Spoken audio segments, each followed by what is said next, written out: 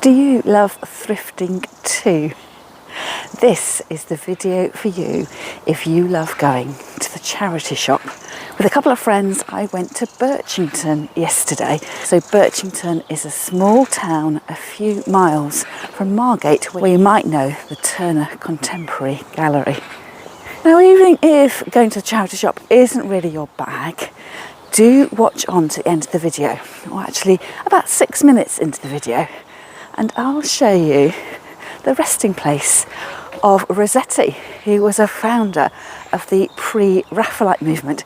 And isn't it amazing? You can live somewhere for 30 plus years and not know these local historic facts.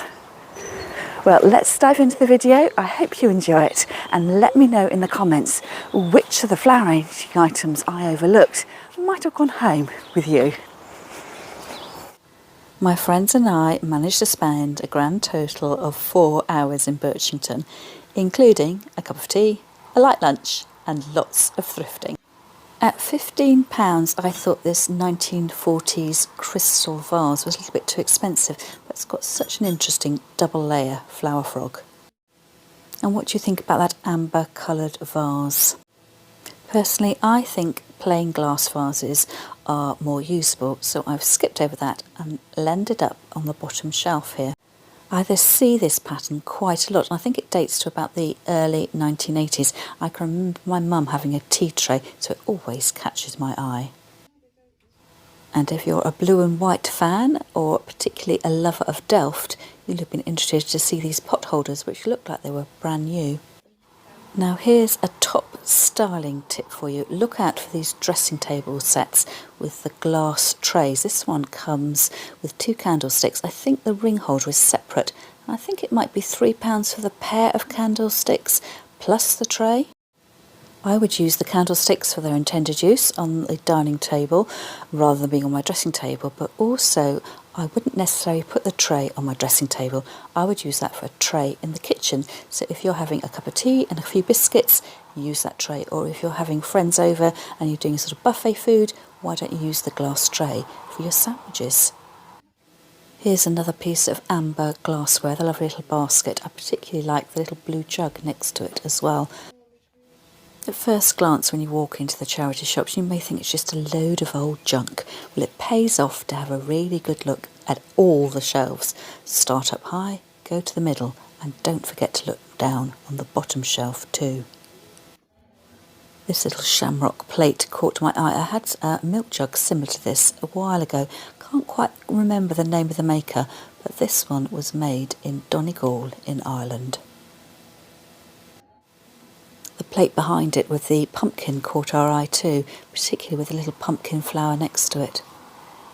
And this little mug here, Her Highness. My friends and I have decided, after the success of our £2 thrifted Christmas presents, we would set ourselves another challenge of buying £2 birthday presents. So I'm looking forward to looking out for presents for my friends over the coming months. Now this is a Royal Dalton. We saw a pair of these, what turned out to be vases, on the shelf. I couldn't work out whether they were supposed to be vases or candlesticks, but when you look inside, they got the telltale detritus of leftover vase or flower water. Now we nearly didn't go into this shop, a house clearance shop, but my friend Lisa noticed some lovely clothes hanging up in the shop window, so we went in to have a look. We spotted this pool pottery black and white transferware on the floor, £8 for 4 plates and 8 breakfast bowls. And then I think this is Sue Ryder. I was attracted by the green carafe, but it was quite expensive. What about £4, which for me is quite expensive in a charity shop. And I rather like the look of this little metal canister, and that was £1. Got lots of age to it. I'm thinking I might use it as perhaps to pour some of my recycled candles in that left over from Christmas, or as a mini vase. Now if you are a candle lover, do look out for these candle jars. I would soak the label off the bottom, put the jar in a bowl of boiled or really hot water just to loosen the candle wax, scoop it out and then mop out the rest with a paper towel, and you can put a nightlight in it for the following year. Are you into figurines? They're not to my taste. These little glass bowls always grab my attention, but £8.50, this was out of my price range. I don't know about you, but one of the things that I absolutely love about going to charity shops isn't necessarily the bargain or the searching or finding the thing I've been looking for ages and ages, but it's the walk down memory lane, a little bit like having your own personal museum of memories. And these Wade candle holders did exactly that for me. I've been collecting these over the years, and sometimes I see them for £5 for a set at vintage fairs, but never with the candles. So if you were on the lookout for them, you would have wanted to buy these, because you find it really difficult to get candles to fit. One thing I would add to your thrifting list is sugar bowls. This one is £2 and rather interesting because it's got these little feet. They're great if you're starting out on your flower-free journey when you're arranging your flowers. If you scrunch up chicken wire and put it inside your bowl, because of the heavily cut nature of the glass, the chicken wire will be disguised a little bit. And how about an oil lamp for £2.60? I love the way that the charity shops colour coordinate their displays. That little blue and white transfer pot, I can't remember whether my friend bought it in the end, but I know it certainly caught her eye. And then on to the flower arranging books, always such a delight. This one is a Paula Pryke book, £1.50, and as you can see here as I flick through the pages, my friend flicks through the pages, it looks like a great buy. And of course, if you can't find one in your own charity shop locally, I'll leave a link to Amazon so you can source your own copy. This next book caught our eye as well, The Handmade Apothecary, also for £1.50, with lots of homemade remedies using plants and flowers from the garden. This would make another great buy. And what about this raised glass compote for £4? It was quite heavy to pick up, which then made me think, I wonder whether this is something more than just cut glass. And guided always by Lady Mary Beth on YouTube, I turned it over and discovered an etched marking on there. Momentarily I thought it might be Wedgwood, but it actually says Edinburgh. Now just look at this great collection of green transferware. This was in the glass cabinet below the cash desk, and there was a whole array of crockery, but I just said no. I was quite pleased with myself, and in actual fact I've decided I don't like the transferware which has the wavy edge to the crockery. I prefer mine to be flat finished. Once we'd been down one side of the high street, we turned to go back down the other side, but one of my friends said, why don't we pop into the churchyard to see the grave of Rossetti? And for those of you who don't know, Rossetti was an English poet and artist who founded the Pre-Raphaelite movement, and we were just blown away with the fact that this was this lovely bit of history that the other two of us didn't know a single thing about. So we walked into the churchyard. The church itself was closed and we weren't sure where the gravestone was, and then we googled it and it said it's the Celtic cross, which we were standing right in front of. So you can just make out it says Dante Gabriel Rossetti. So let's move on to the haul section of the video. I'm slightly out of breath. I'm trying to keep my 10,000 steps a day, and it's 9 o'clock on Sunday morning and I'm walking to the swimming pool in town so I can do my outdoor swim in cold water of the pool. I'll see whether I can get a clip of that and show you. So a little bit of thrifting advice before we move into the haul.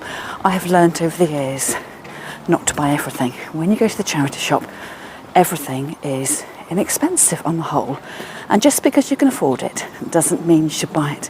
So what I do now is try and I write myself a shopping list just to think about what I want to get. And I may move off that list, and I'm quite happy to do that, but I just don't want to be hoarding loads and loads of things.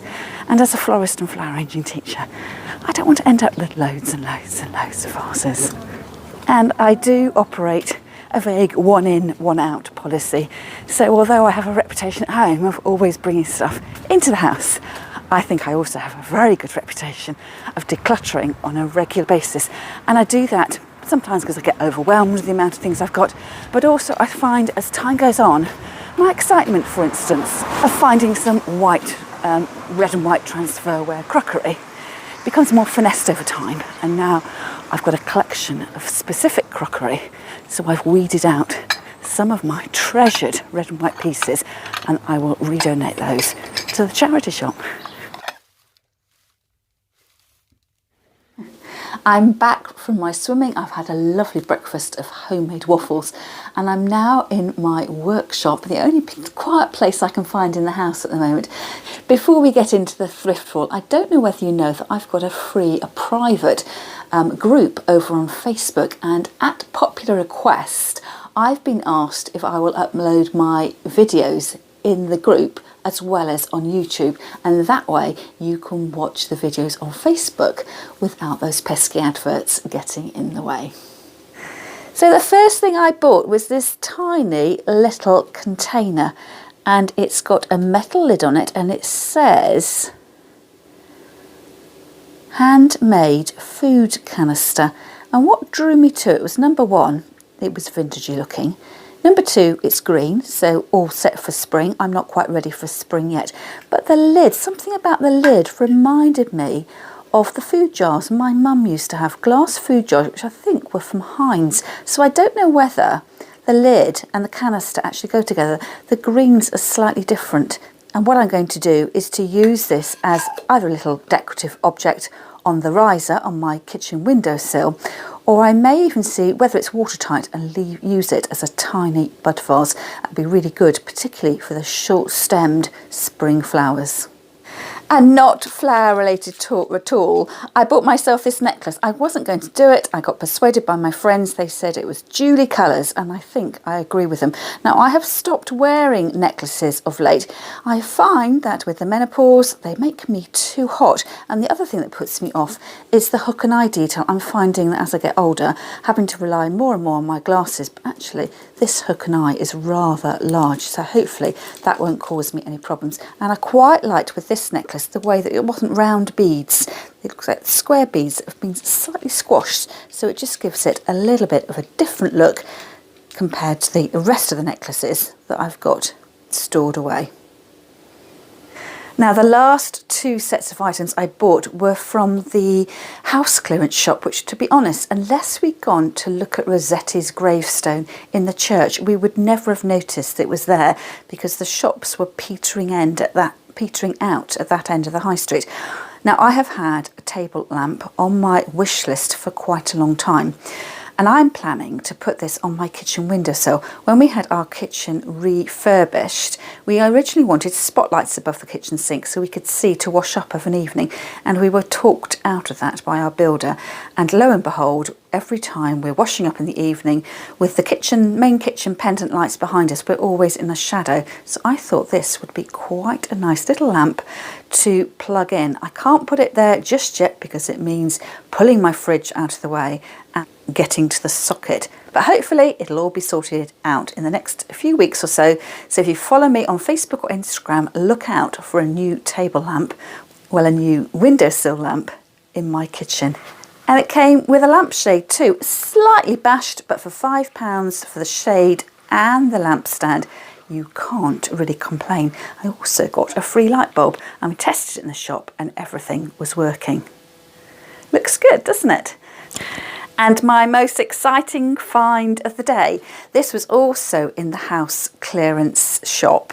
And as you can see, it says all for £8. I have got 4 dinner plates and 8 breakfast bowls. Now, I gave 4 of the bowls away. I shared those with Jan, who came on the thrifting trip with me. Lisa didn't want any of the bowls because she already has a collection of Paul pottery just like this. I think she said she has it in different colourways. Perhaps hers were blue and green, I can't quite remember.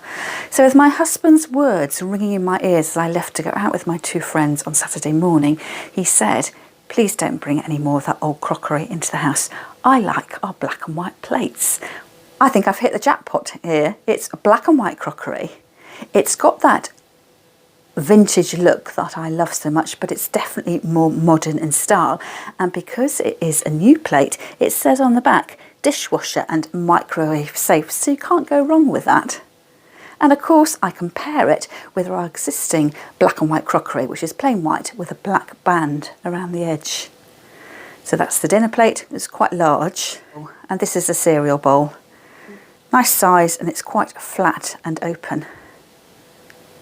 So I'm going to enjoy using those as perhaps our everyday crockery rather than those seasonal specials with my green transferware and my red transferware. Well, that brings us to the end of this week's video. Let me know in the comments whether you spotted anything on the shelves that I left behind or overlooked. Love hearing about your thrifting adventures too, so why don't you let me know in the comments what special finds you've found recently. That's all from me for now, and I'll see you again next time.